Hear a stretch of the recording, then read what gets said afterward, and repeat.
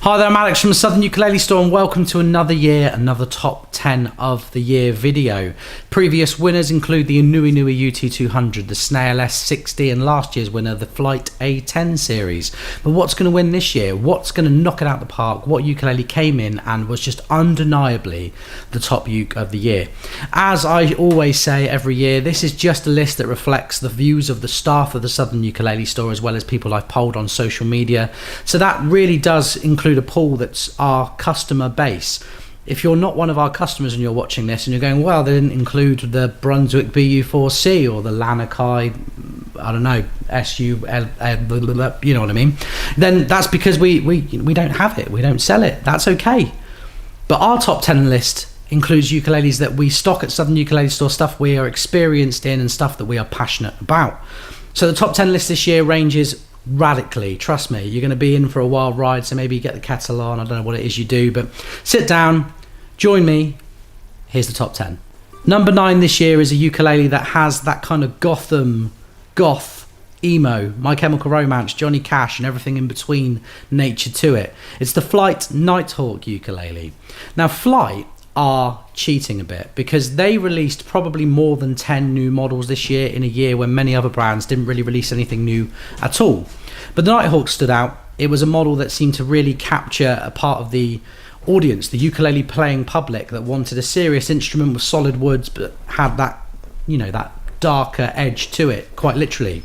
Not to mention that electric blue trim, the electric blue binding, which I personally thought no one would like. When Juliana and Primos at Flight sent me pictures of the Nighthawk, I said, oh, it's cool, but I didn't think inside it would catch on, and I was so wrong. And personally, I need to apologise for that. So number 9 this year is the Nighthawk. Please do also take a look at the Peter Moss models, which share a similar aesthetic, and the upcoming Iris models, which I'm sure will be a contender for the list next year.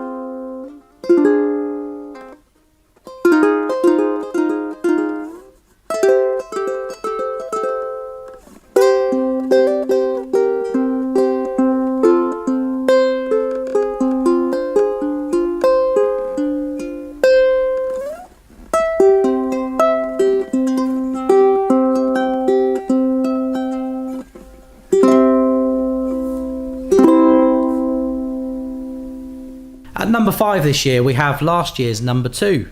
We have the Flight Carabao ukuleles. These are exclusive ukuleles spec'd up by me, so I am biased. It's okay, I'm allowed to be biased. They are really cool. Many people like them. But what we did differently this year was we had them introduced in a soprano and a baritone size, and to our infinite surprise, they sold out in days.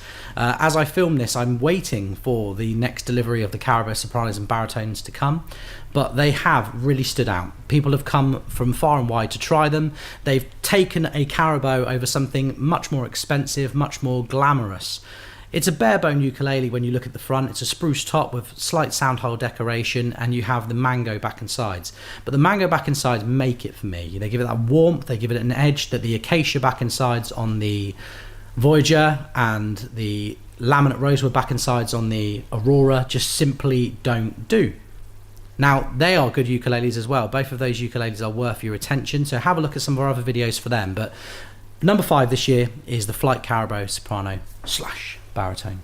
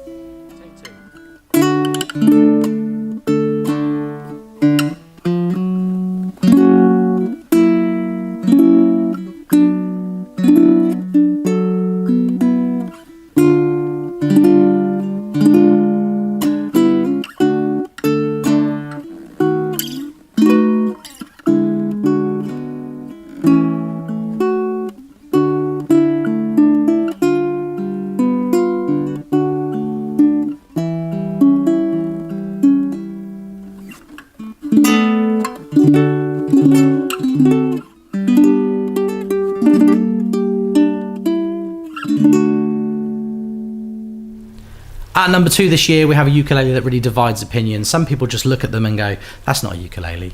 And some people look at them and they feel like they've seen the future. So however you want to look at it, number 2 this year, in terms of popularity, has to be the Flight Vanguard ukulele.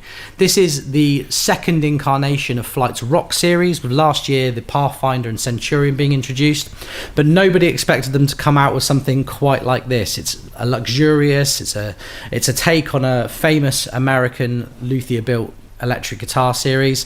It has deluxe features to it that you don't really find on the Pathfinder or on the Centurion, just like the electric guitar equivalents. The body is contoured, it's contoured on the front and the back, so it fits nicer to the body. It's slightly heavier. I find that the Vanguards have a little bit more sustain than the previous models. But yeah, the Vanguard, number 2 on this year's list, and I can't wait to see what the Flight Rock series will bring in 2023.